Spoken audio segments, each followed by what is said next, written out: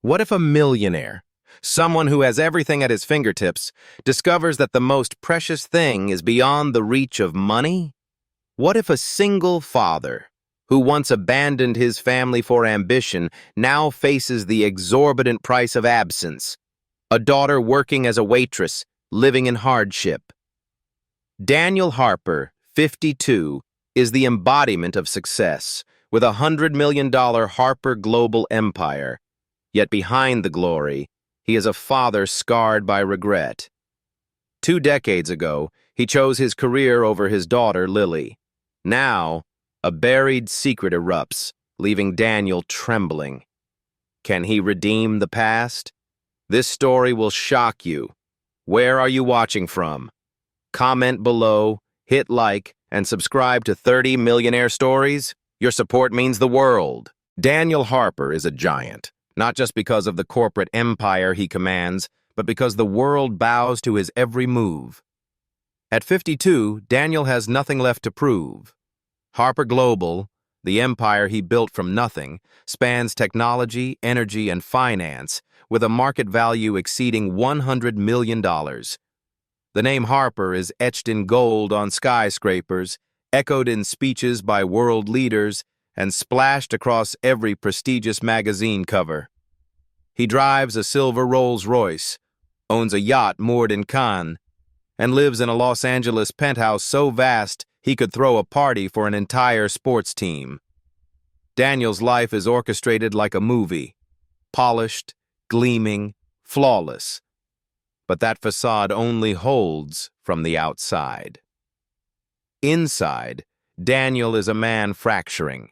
The high-end leather chairs and the length of the boardroom table cannot hide the voids he chose to leave behind. 20 years ago, he made a choice that defined the rest of his life. He never imagined that very choice would silently unravel him for 2 decades. Emily had once been a dream he never felt worthy of. They met in college, and their love burned bright with passion and ideals. But as Daniel pursued the dream of building Harper Global, Emily yearned for a peaceful home, a small garden, a family not overshadowed by ambition. When Lily was born, Emily hoped their daughter's arrival would tether him to reality. But Daniel remained consumed, endless flights, conferences, and nights illuminated by laptop glow instead of baby's lullaby. When Lily turned 3, Emily filed for divorce. In the petition, she offered no lengthy justification, only a simple reason. Daniel chose work over family. He did not contest it. He signed. He provided support sufficient for mother and daughter to live comfortably for 10 years. Then he let them go. No tears, no pleas. In his mind, it all made sense. No child should grow up in the chaos of rotating schedules and nights with no father. But over time, that reason failed to reassure him. Daniel continued to live as though nothing was missing. Back-to-back meetings, increasingly large deals, yet every time he saw a child playing in a park, every time he received an alumni invitation from a university his daughter might have attended, something inside him faltered. He knew Lily was growing up, but she existed only as a name on a bank statement. No photos, no voice, no birthdays, no memories. For years, Daniel buried that guilt under thousands of documents and ceaseless meetings. He didn't call, didn't send letters, didn't inquire. He believed Emily would fulfill both roles, that if he couldn't be a good father, at least he could be the man who provided. But deep down, he knew he had chosen the easiest path to escape. He chose success because it had rules, clear rewards, and required no heart. Being a father, that demanded presence, demanded failure, listening, and a form of courage he had never learned. On some nights, when the lights in his penthouse dimmed, Daniel would sit alone by the window. The city still burned bright, but inside him stretched a darkness. He convinced himself he could live his life never looking back. Yet the higher he climbed, the more he saw that success does not erase memories. It simply weighs upon them in silence. Every sound in the midnight hour posed a question without an answer. How is my daughter now? Does she know her father once carried her when she was just a baby? Has she ever seen my name in a magazine and wondered, was that once my dad? Daniel chose a path without Emily, without Lily.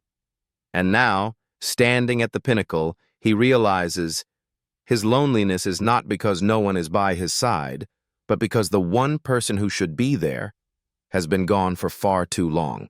That night, rain pounded against the city, relentless and fierce. Inside Daniel's penthouse, everything lay under stifling silence. The floor lamp cast long shadows over walls adorned with expensive artwork. The clock neared midnight. Daniel sat alone, a half-empty glass of whiskey resting on the glass table. Then the phone rang, a number he did not recognize, not saved in his contacts. He answered, unaware that this call would tear away every layer he had used to hide the rest of his life. On the other end, a woman's voice, cold, furious, spoke. Clara, Emily's sister. The name made Daniel's grip tighten around the glass. Clara offered no greeting, no preamble, only a simple statement that struck like a blow to his chest. Emily passed away, a month ago. Heart disease. The words thickened the air in his apartment. Daniel froze, his hand clenching into a fist. He could not find words. Clara continued, each sentence another dagger. Lily is now 23. She's living a life you never tried to know. You abandoned her, Daniel. You built your empire on silence and indifference. And the price isn't just regret. Now, face it. Then the call ended. No farewell, no chance for explanation. Only the echoing emptiness and the rain striking the window, as if hammering on Daniel's hardened heart. He rose, pacing the room slowly. The paintings worth hundreds of thousands now appeared as cold blocks of color. The vast apartment felt suffocating. He, once admired by the world, stood mute within four walls, eyes lost, confronting the truth he'd spent years trying to forget. He had abandoned his daughter. Lily. Her name shattered every defensive barrier within him. The little girl of 3, with golden hair and a smile like morning sun. The girl who once called him Daddy in a toddler's lilt. Those blurred images from the past rose like an unspoken indictment. He had never sent a birthday card, never a phone call, never once inquired. All he left Lily was a monthly sum, cold and soulless, just like the way he had lived for 2 decades. That night, Daniel did not sleep. He sat by the window, his eyes fixed on the unceasing downpour outside. In his mind, a storm of questions battered his heart. Where is Lily now? Is she okay? Does she know her mother died? Does she know her father is alive, yet never tried to be present? And the most terrifying thought, would she even want to see him? Or was he, in her eyes, merely a stranger, an indelible stain in her memory? When dawn touched the edge of the sky, Daniel punched in a number and called Michael Reed, a familiar name in private investigation, known for uncompromising searches. He offered no lengthy introduction, speaking simply, his voice low and hoarse. I need to find my daughter. Her name is Lily Harper. She's 23. Her mother, Emily, just passed away. Michael was silent for a moment, then replied curtly, I'll find her. But be prepared. The truth isn't always pleasant. Daniel nodded, even though Michael could not see. He understood that warning all too well. For years, he himself had sown the seeds of that harsh truth. He could fault no one. He could not lean on reputation or wealth as an excuse. For the first time in his life, Daniel knew he must face a true reckoning, not with shareholders, not with the press, but with his own daughter.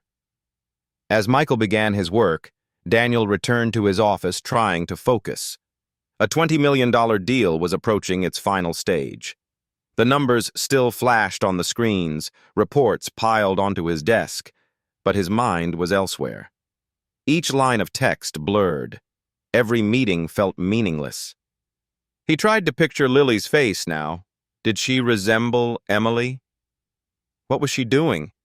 Attending school or working? Did she have a boyfriend? Had she ever asked her mother about her father? He knew he had missed too much. But what he feared most was not the distance, but the accusing look he might see in the eyes that once trusted him unconditionally. Daniel Harper, the man who once had it all, now yearned for only one thing: the chance to look his daughter in the eyes and say he was sorry. Whether she forgave him or not, he needed to speak those words. Not for reputation, not for image, but for a heart that, for the first time in 20 years, felt the true pain of loss. 5 days later, Michael's call came at dawn's first light. His voice was low and unwavering, without a hint of hesitation. "I found her," he said. "Lily is living in Haven Springs, a small town about 2 hours away by car. She works at a diner called Dottie's Diner. But Daniel, her life isn't easy. I think you need to see it for yourself." Those words cut through Daniel like a cold blade.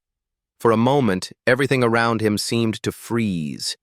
He asked no questions, offered no thanks. He simply stood, motionless in the once spacious apartment that now felt suffocating.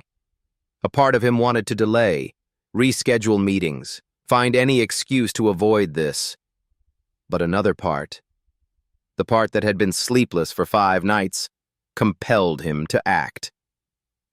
Daniel canceled every appointment, postponed the $20 million deal until next week, and personally drove his Bentley out of the city. The road to Haven Springs wound through sprawling countryside, where cell signals faded by the mile. There were no glass towers reflecting sunlight, no glittering billboards, only wild fields, gnarled trees, and an eerie stillness.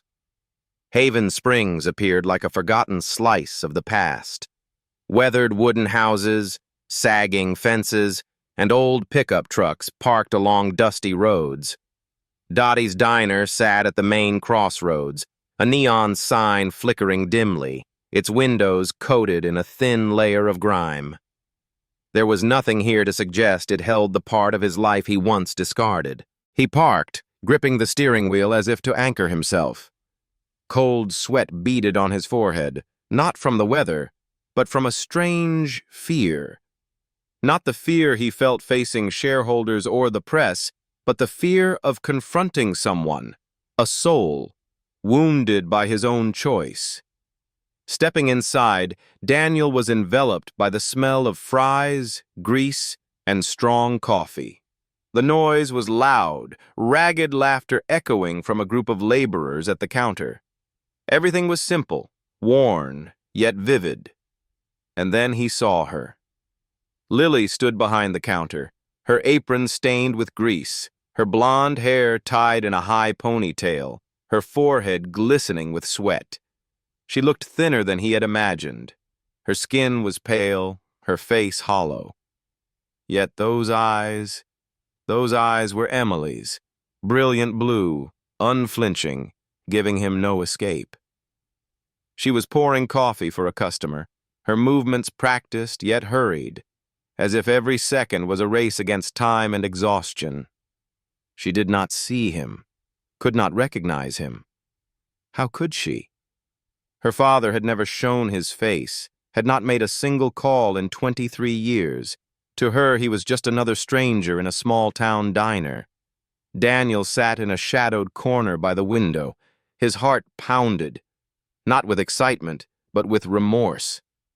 The 3-year-old who once shed tears because of him had grown into a resilient yet unbearably lonely woman.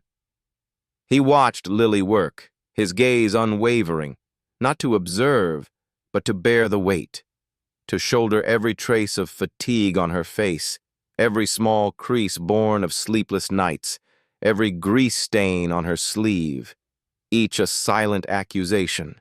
Every time she passed his table, Daniel sank deeper into regret. He had once believed sending money each month was enough. That silence was the best way not to hurt anyone further. But looking at her now, all those assumptions were revealed as cowardly self-deception. Every time Lily forced a polite smile for a customer, Daniel felt as though someone drove a spike into his chest. She was not part of the glamorous world he'd created, yet she was living, not because of him, but in spite of him. In that moment, Daniel realized he had arrived too late. Not just years late, but a lifetime late. He knew nothing of the days Lily had been sick with no one to take her to the doctor, the school lessons she sacrificed to work extra shifts, or the dreams she shelved because she couldn't afford to chase them. He also knew nothing of the nights she lay awake, wondering if her father ever thought of her. Amid the diner's bustling noise, Daniel sat motionless as a statue. He did not know where to begin. An apology? An explanation? No words could fill the void of 2 decades, but he knew one thing. He could not turn away again. And in that suffocating space, as Lily passed his table and glanced without stopping, Daniel had only one thought. Whether she forgave him or not, he would stay. Not to atone, but to prove that this time he would not leave. He would no longer be the father on a bank statement, but a real father. One willing to sit quietly and wait for his daughter to realize he was still there. Daniel sat in the corner of the diner, his hand trembling slightly as he lifted the steaming cup of coffee. The atmosphere in Dottie's diner appeared familiar at first glance. The clatter of knives and forks, the ragged laughter of men in work shirts, the scent of coffee mingled with stale fries clinging to every tile. But to Daniel, this place felt like a stage where every step was a breathless wait. He had never felt so out of place. The young woman with her blonde hair tied back approached his table. Her apron was worn and stained, her canvas shoes scuffed, and the weariness etched around her eyes. But those eyes, crystal blue like a memory, rendered Daniel speechless. He tried to hide his confusion, raising the menu to avoid her gaze. "What can I get you?" she asked, polite but distant. She did not look at him. Daniel hesitated. His heart felt as though it were choking inside his chest. "Lily." The moment he spoke that name, she paused, her eyes slowly lifting. She studied him carefully, without a trace of softness, only caution, as though a door to the past was opening to a bitter draft. "You have the wrong person," she replied, her eyes not blinking. "Lily, I'm your father." His voice cracked as though expelled from his chest by 2 decades of pent-up regret. Silence. The diner seemed to freeze. She gripped her notepad tightly, her lips quivering but contained. A long, unbearable moment passed, then she turned away. "You have no right to call me that," she said without glancing back. "Get out of here." Daniel sprang to his feet. The other patron's eyes converged on him. He wanted to say more, to shout that he was wrong, that he had searched for her desperately. But his throat was parched, and the kitchen door slammed shut behind Lily like a final, unappealable verdict. He stepped back to his car, his large frame suddenly just a weary shadow.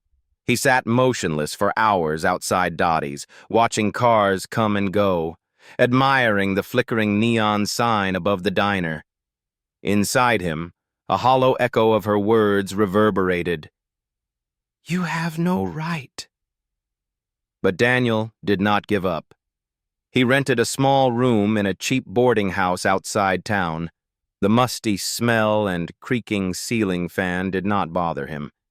He needed to stay, to understand the woman he had abandoned in pursuit of fame. He began observing from afar, not stalking, but piecing together her fragmented life, a life he had been absent from the start. Lily lived above an old grocery store in a tiny apartment where every sound echoed through the walls. Every dawn, she descended to Dottie's to work, bustling until late at night. She was exhausted, yet never complained. No one in town knew of the existence of a father named Daniel Harper, and perhaps Lily herself preferred it that way. Daniel befriended Hank, a bald old man who sat at the counter each morning. Hank told him that Lily had a 5-year-old son named Noah. The boy often raced into the diner after school, his eyes like his mother's, always seeking warmth from her. Noah's father had vanished when the boy was still babbling. Ethan, a man without responsibility, had left his wife and child alone in difficult times. Daniel heard this and felt a lump in his throat. He had never asked his daughter if she had enough to eat. Yet now he knew Lily had skipped meals to give Noah more, that she struggled to pay rent, fix her car each week, and still tried to save a little to send Noah to preschool. Yet, in the midst of hardship, Lily remained kind. Daniel saw her leading Noah to the park on Saturday afternoons, kneeling to teach him to draw with chalk on the sidewalk. The boy laughed heartily, wrapping his arms around his mother's neck as if the whole world fit into that embrace. From a distance on a bench, Daniel felt his chest tighten as if someone were choking him. He had not been present for those moments, and now he wondered if he still had any chance. Each night, he wrote letters to Lily, unsent, just written, the scrawled words on paper smudged with ink. Dad is sorry. Dad was wrong. Then he crossed them out. Again, he wrote, You don't have to forgive me, just let me see you grow up. Then he tore the letter to pieces. No words could fill a 20-year void, yet Daniel kept writing, clinging to the last thing left in him, a fragile hope. Lily's anger was like a stone wall, not easily broken, but Daniel was no longer the man hiding behind glass offices or televised press conferences. He had lost too much, and now he wanted only to reclaim the most important thing, not an empire, not money, but a chance, however small, to start over with the daughter he had once turned away. Guilt did not wash over Daniel like a raging tide. It smoldered like ash in his chest, persistent, burning, impossible to extinguish. He had once imagined Lily living a warmer life. In his mind, she would attend college, hold a steady job, and live in a bright apartment, not beneath flickering fluorescent lights or smelling of grease in her hair. But the truth was harsher. She was not there by choice, but because she had to survive. And the worst part was that he had not known. He had not been there when she needed an adult to trust, when she entered adolescence with unanswered questions, when she gave birth and faced the world alone.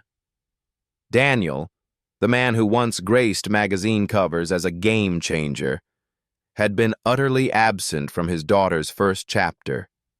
He came hoping to help, to salvage something, but when he offered money, Lily's reaction burned into his memory.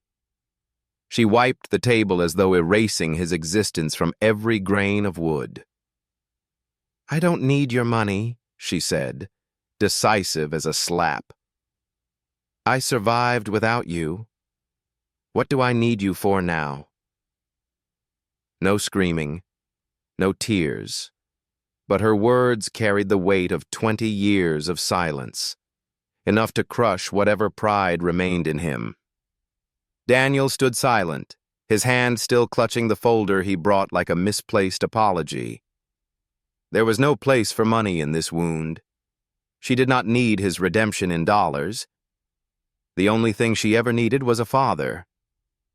From that day on, Daniel came to the diner every day, not to apologize, not to persuade, just to be present. He sat in the same corner, ordered black coffee with no sugar, and left generous tips without expecting anything in return. He learned to be silent without disappearing, something he had never managed before. At first, Lily ignored him.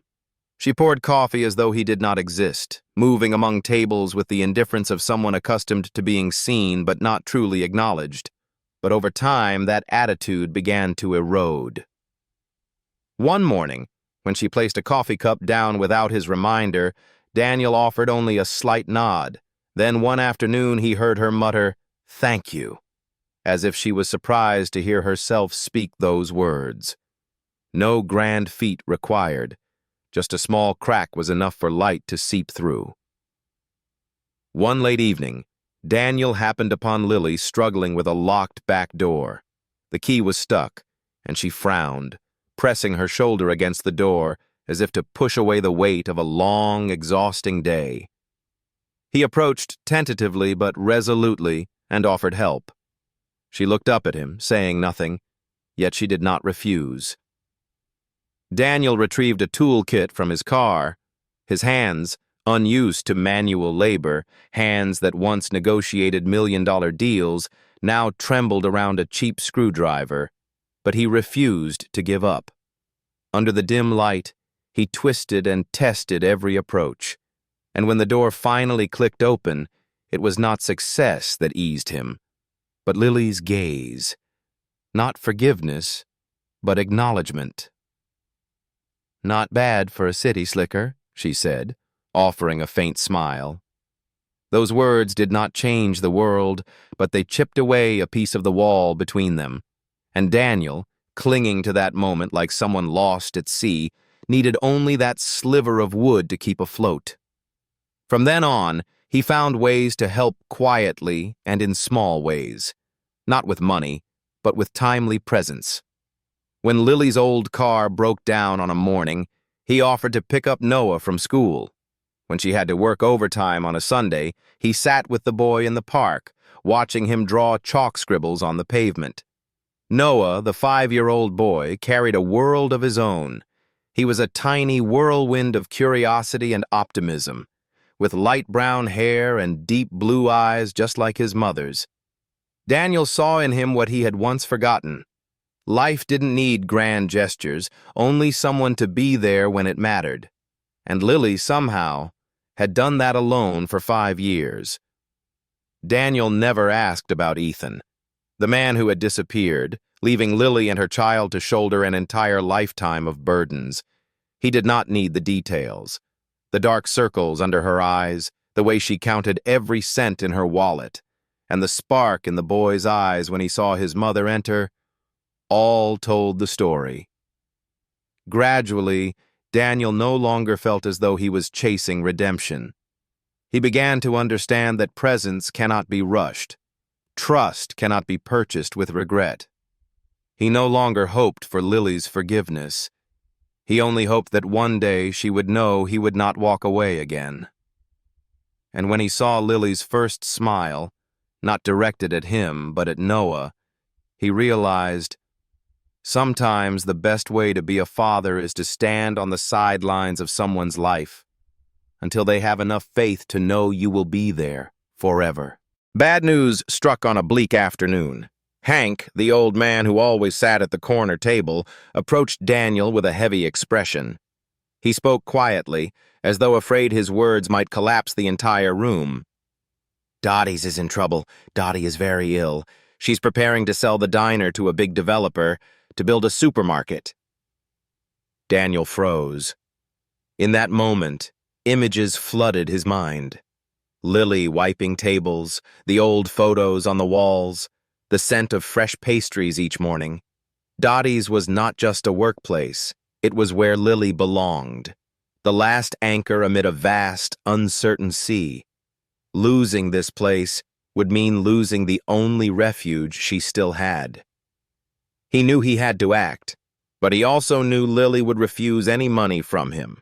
Her self-respect was the last piece of armor she wore, and Daniel did not want to wound it, so he acted in silence. Drawing on his experience with multi-million-dollar deals, Daniel quietly contacted a non-profit dedicated to preserving local businesses. He did not reveal his name. He simply convinced them to provide the funding that would allow Dottie to keep the diner and transition it to new management. The agreement was signed under the name of an anonymous donor. When everything was complete, Daniel stood at a distance, watching Lily work, unaware that the storm had just been averted. A year passed. The relationship between him and Lily changed gradually, not through apologies, but through patience. Daniel repaired her car when the old sedan broke down in the rain. He picked Noah up from preschool and colored with him in the park. He wiped tables and cleaned at Dottie's on busy days. The yacht that once symbolized his luxury was sold, and most of the proceeds were sent to the Haven Springs Community Center.